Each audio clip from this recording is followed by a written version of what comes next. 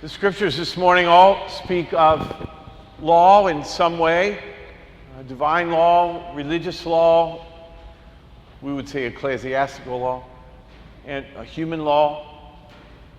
And I want to get to that. I will talk about that, but I want to back up a little and lead into it. Something happened recently. Someone had emailed me a question about, it was, of course, a COVID question.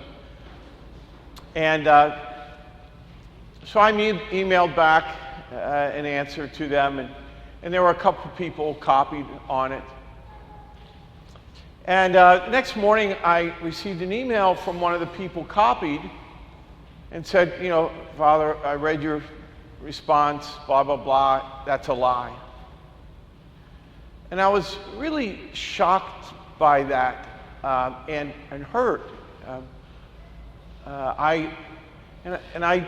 In the short email I wrote back to them, I said, you know, I'm a lot of things, probably most of them bad.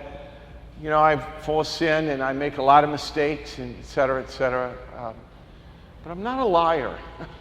I don't consciously say things with the intent that I know are not true, with the intent to deceive someone. And I was hurt because I am sensitive about that word, but also I was hurt because of who sent it, you know. And the first email I started, you know, dear so-and-so and blah, blah, blah, blah, blah, and the first 4 or 5 words, it was terrible language, and, you know. And I thank God that Spirit sort of slapped me and got a hold of myself and deleted it, you know. And later, actually, I mean, it really was, it was bad, and I went to confession for it later on. But this is the way we speak to each other a lot, especially around COVID. And I've been thinking about COVID, of course, for a couple years now, and most people talk about COVID what I call on the surface, and by that I don't mean shallow. I just mean, you know, masks or not masks. Is there a virus? Is there not? Who caused it? What's the science about it? Blah, blah, blah. But I guess because of who I am and what I do, I'm always looking underneath things. Like, you know, what's God doing here? Or what does God want to do with this in whatever situation, you know? And more and more I see how much evil surrounds COVID. And I'm not talking about the evil of being ill, getting sick, dying. And please don't misunderstand me, and I know you guys know me, but I take people's illnesses and dying very seriously, and I'm not being glib or flip about it. But here's the truth about even dying from COVID. We're all going to die sometime of something, right? And Jesus has already given us the remedy for that. Every Easter we celebrate Jesus' resurrection over death, you know. And when we have a funeral, we talk about that. We celebrate it, that death is not the end, right? Life is changed, not ended, we say in one of the prefaces. Every Mass, we celebrate Jesus' victory over death. What I see as the bigger evil and the more serious thing is I see Satan using COVID and our response to it he's trying to destroy the world and this country and the church especially by stirring us up, right? And you can listen to the language around politicians or elected officials or bishops, turn on almost any newscast, podcast, whatever kind of cast, and the way we talk about each other is really it comes from an evil place. And I'm not saying about our disagreements about, yes, you know, I don't know, masks, no masks, distance, no distance. I don't know all that stuff. But I do know this, that what I hear is, they want masks. They're terrible people. They're blah, blah, blah, They're trying to take away our freedoms and this. They don't want masks. They don't care about anybody. They just want us, Father, that's a lie. And then I respond with, rah, rah, rah, rah, rah.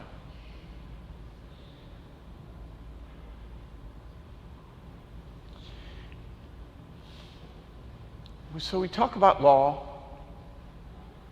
The greatest law is to love one another. And I know it's the greatest law because Jesus says it is. The greatest law is to love God, right? And the second is to love one another. Love one another as I have loved you. And it's not a hope or a suggestion on Jesus' part, it's a commandment. A new commandment I give you, love one another as I have loved you. And that's the key, really. How did Jesus love us? Paul says, while we were still sinners, Christ died for us. Christ died for the ungodly, he wrote. Augustine has a sermon, and he says, God didn't look down and say, these men they're living well, they're doing good. I think I'll go down and give them grace as a reward. He says, no. God looked down and says, these are wicked people. I'm going to give them grace to heal their wickedness.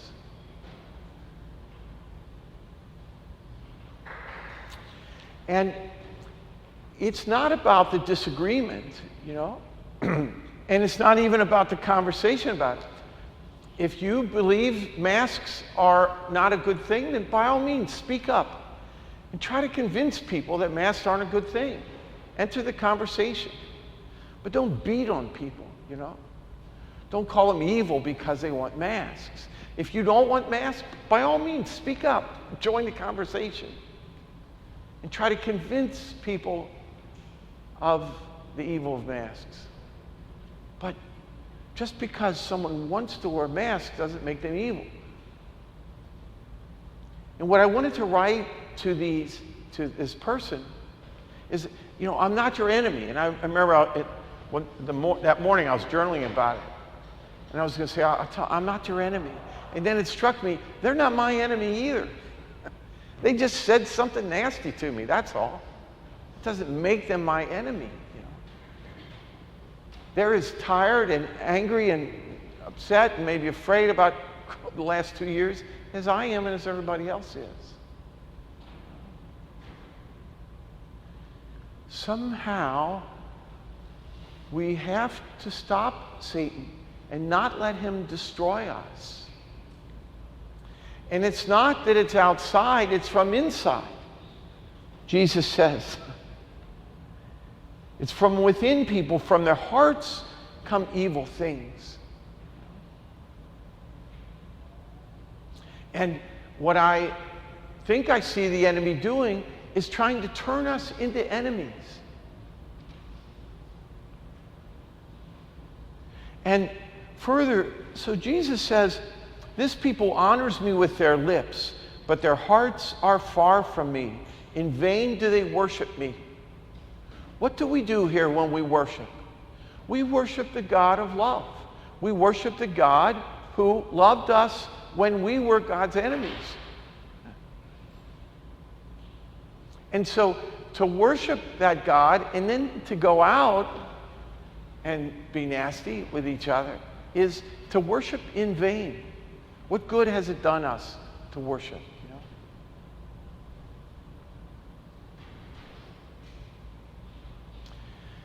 And we think of love too often as some kind of feeling, It's not. It's a decision.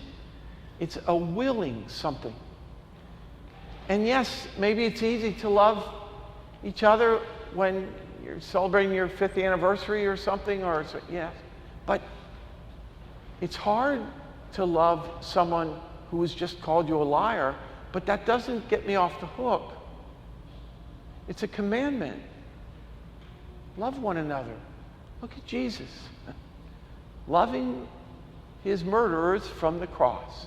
That's our standard. And that's the only thing that's going to work.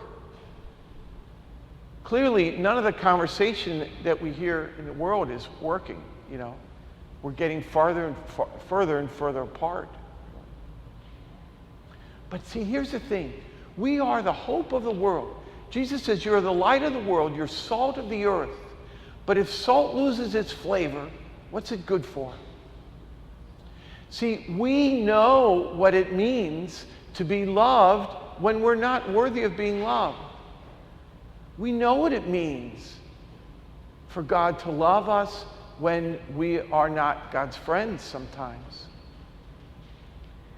And so, if we can't show the world what it means to love no matter what, how is the world ever going to learn it? But if we don't do it, what good are we, really? And so, by all means, work, discuss, argue, fight in the non-violent sense, about what you think is right or what you think is good,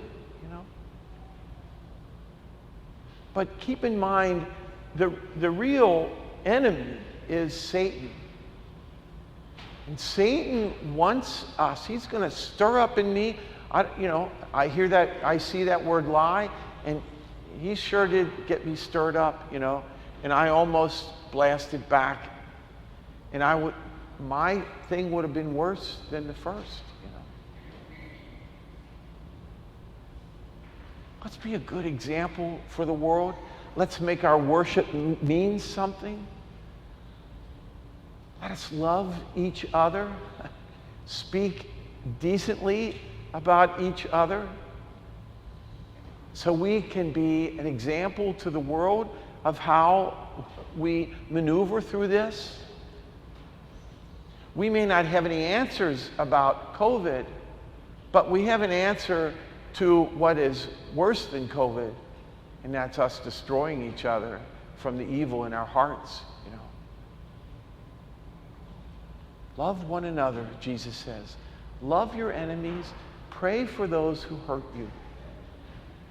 This time, above all, is the time when we need to take those words to heart and really live them.